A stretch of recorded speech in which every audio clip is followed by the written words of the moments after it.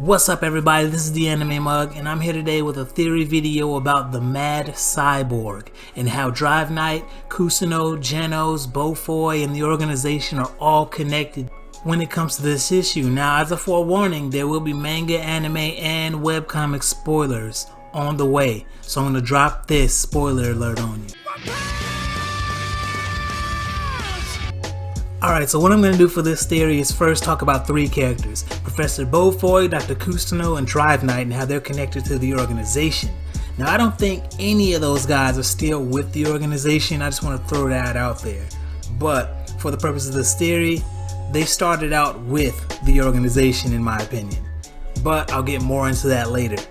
And then at the end, I'll bring all three of those guys together and I'll paint a picture as to how they're all connected to Genos when it comes to this sad situation of his with the Mad Cyborg destroying his village.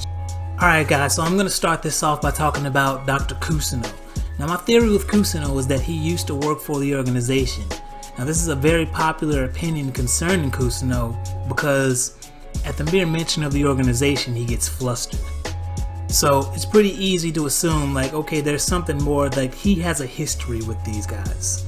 So I think specifically Kuseno used to lead teams in their creations of cyborgs. Now, we haven't seen any cyborgs thus far that the organization has created or explicitly stated that these are creations by the organization. But I think that's because Kuseno is no longer with the organization. So they kind of halted that whole those experiments. Now, as we all know, for a cyborg you need a human. And if you're doing experiments, you need a test subject. Now, I think that the organization at one point in time had good morals. I think that a lot of their experiments and their creations were good-natured for the most part. And I think this is the organization that Kuseno was a part of. But I think something changed. Maybe there were a lot of failures and maybe those willing test subjects weren't so willing anymore, and they're a little bit more sketched out about even working with the organization anymore. So with little test subjects now, the organization needed something for their next project. So I think they went to a remote village that maybe not many people were really aware of, and they got their test subject. And when I say they got their test subject, I mean kidnapped. They kidnapped a young teenage boy from this village to be their next test subject. And I do think that this is what turned Kuseno off from the organization, because at this point in time, I don't think he signed up for this, and he's like, alright guys, I can't do this anymore if we're starting to kidnap people. So it was after this event that I think Kuseno decided to defect from the organization. And by him defecting, it left the second person in charge of these teams, Beaufoy, to head up to finish this project off with this cyborg. And we all know that Beaufoy's strong suit is not cyborgs. He's proven to be a guy that knows robots very well, but not combining humans with robot parts. But I'll get back to Beaufoy in a second. So back to Kuseno. So a while after his defection, he wanted to check on the new cyborg and see if the project was a success, because he knew deep down that he was the brains behind the whole cyborg experiments and everything like that, and his absence, there would be a huge gap in knowledge. So when Kuseno arrives at this village to check on this experiment, maybe they even stop the experiment from going on, because he knows deep down that something might go wrong with this cyborg. He's horrified by what he sees next. And I'm gonna stop there, and I'm gonna talk about Beaufoy now and his connection to this whole thing. So after Kuseno left the organization so abruptly, the organization being who they are, they wanted to complete the project at any cost. So Beaufoy was put in charge of the experiments. So like I mentioned earlier, Beaufoy is depicted more so of a robotics expert, not so much a guy that knows cyborgs all that much. So this project was definitely going to be a weak point for him. But despite this, he still continues. So here's an interesting note. There was a moment where Genos was explaining the day the Mad Cyborg destroyed his village, and he goes on to say this. One day, a crazy cyborg attacked our town all of a sudden. He had completely lost his mind. I guess his brain has been damaged during his transplantation into its cyborg body. Now people, this bit right here is what leads me to believe that Beaufoy screwed this project up horribly. And I think it was due to his inexperience. Now, when they deployed this cyborg, I don't think it was to test any battle power or combat AI or anything like that. I think it was strictly just to see how it would be integrated back into society. But after it's deployed, that's when the organization starts tracking it, so they can follow the movements of this cyborg, obviously. So the cyborg, its brain gets damaged during this experiment, but this is where it completely fails after it's deployed. And this causes that cyborg to go into a frenzy, and it destroys everything. Women, children, men, buildings. It goes crazy into a frenzy. And this project is deemed a failure by the organization. Now, you may be wondering, why isn't Beaufoy still with the organization? Well, he very well still can be. We don't have any confirmation on what Beaufoy is all about just yet, but I have a good hunch is that he's no longer with the organization, because he seems like the type of guy that he likes to be a loner. Like, he likes his own projects, and I think that this cyborg project, like Kuseno, was one of the tipping points when it came to him leaving the organization. But I'll get into that in a separate video about Beaufoy and Metal Knight. But back to this whole Mad Cyborg thing. I want to dive next into Drive Knight and his involvement. Now, during the Boros and the Dark Thieves arc, there's a moment when Drive Knight realizes he's not really needed to battle the aliens on the ship.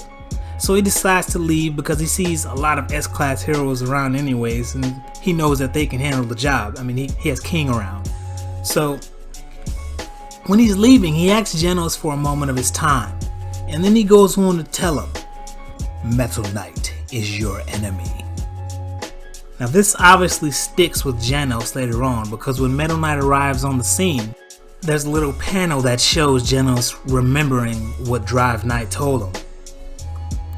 Now on to my theory with Drive Knight. Now I think he was a member of the organization, or rather a creation of the organization, because we've seen that the organization creates their robots to be more sentient, as opposed to like the Metal Knights, to where they have to be controlled by Beaufoy. But anyways, after Beaufoy bit off more than he can chew with the whole cyborg project and released it into the world, and then it was deemed a failure, the organization, they deployed Drive Knight to go do their cleanup. Like, we've seen this cleanup before when it came to the Paradise group, and after the suits were destroyed, they came to hunt down Hammerhead, basically to tie up any loose ends, because once a project's a failure for the organization, they can't leave any trace that they were ever there anymore. So they deployed Drive Knight for this mission. So I think Drive Knight, he arrives on the scene, and I think that he destroyed the Mad Cyborg. And after he destroys the Mad Cyborg, he's walking around the village to make sure there aren't any more life signs. But then he spots a young teenage boy, this will be Genos, that is clinging to life. And like I said earlier, with the organization, they build their robots to be a little bit more sentient. So I don't think it's out of the question that their robots might be able to feel a little bit, you know, because they think for themselves. And I thought it was a little bit above like a robot level for him to decide that he needed to warn Genos about Metal Knight. But anyways, as he's looking at this young boy, barely alive, he decides to leave it up to chance, and hopefully this human that's nearby spots Genos and decides to nurture him back to health. But he's not gonna do it himself. That's not his mission, so he just leaves. Now let's bring it back to present day and let's go to the S-Class meeting. And this is where Drive Knight notices Genos. And he remembers him as that same young boy that was clinging to life years ago. Obviously Genos is alive and well. He's a cyborg now and a S-Class hero now. But he knows Beaufoy as well. And he knows Beaufoy is that same scientist who messed up so bad to where this cyborg went crazy and took many innocent lives and destroyed an entire town. So Drive Knight decides to give Genos a little push in the direction of the truth. Because as far as Drive Knight knows, maybe Genos knows the truth about what happened, maybe he doesn't.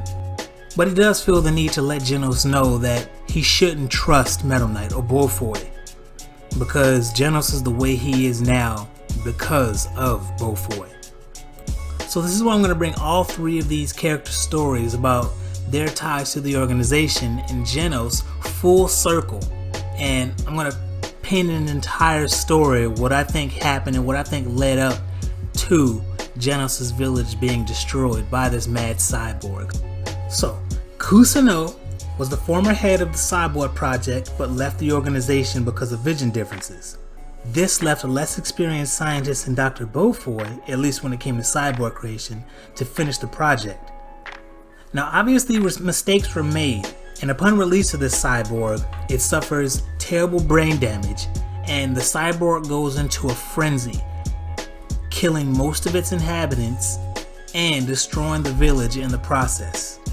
So, deeming this project a failure, Drive Knight is deployed to clean things up. But around the same time, Kuseno, he decides to come back to try to make things right and to get to the cyborg before anything happens. Now Drive Knight comes and he destroys the cyborg, and he also senses two beings in the area. One being Genos, which he sees and leaves in hopes of the second being Kuseno, who he doesn't see, or he doesn't know who that it is Kuseno, in hopes that he helps Genos. Now when Kuseno spots Genos, this makes him feel even more bad because he feels responsible for all of this. Because of the cyborg creation process, none of this would have been possible if he hadn't been part of the organization. So he takes Genos back to his lab, nurses him back to health, obviously keeps him alive by turning him into a cyborg. So now we fast forward a few years and Genos is a little older and he still has memories of what happened to his village and his family. So him being a young man at this point, 18, 19 years old, he's out for revenge. And we see Kuseno, he really wants to hide the fact that he's partly responsible for what happened to his village. So he's continuously trying to discourage Genos from hunting down this cyborg. Now Kuseno knows that Genos won't find the cyborg because it's already destroyed. But we can come to the conclusion that he doesn't want Genos to discover the organization and uncover its past and basically, more importantly, his involvement with the organization. Now I'll say this because when Genos destroyed G4 and brought G4's parts back to the lab, Kuseno was visibly nervous. And I know Murata, he drew little beads of sweat on Kuseno at the sight of G4's parts. So he questions Genos on where he got the parts.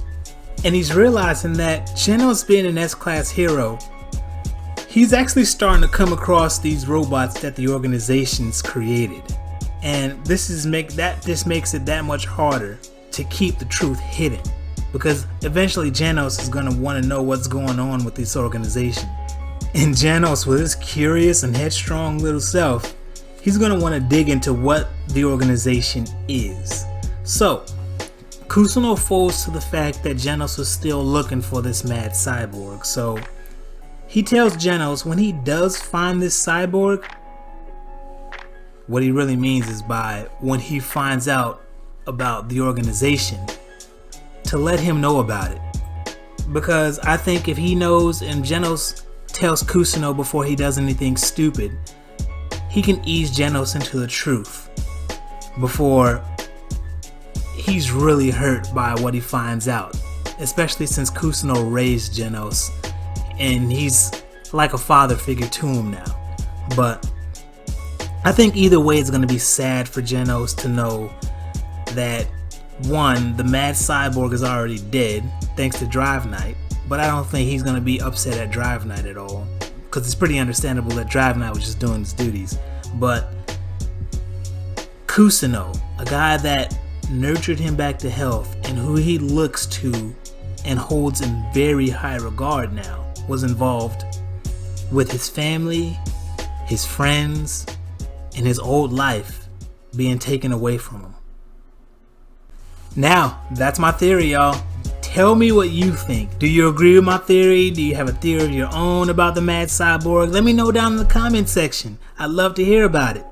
But more importantly, I want to thank you for taking the time to watch this theory, and make sure you guys like and subscribe to this video if you enjoyed this theory.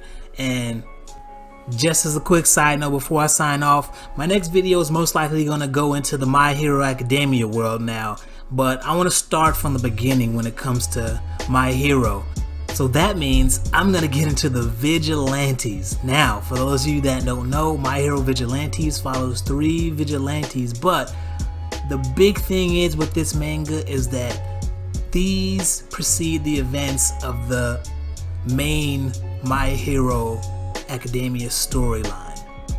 But I'm getting too excited just talking about it right now, so I'm just gonna sign off here, and thank you guys again for watching this theory video. Don't forget to let me know your thoughts down in the comments. Don't forget to like and subscribe to this video. This is the Anime Mug. I'm out. Peace.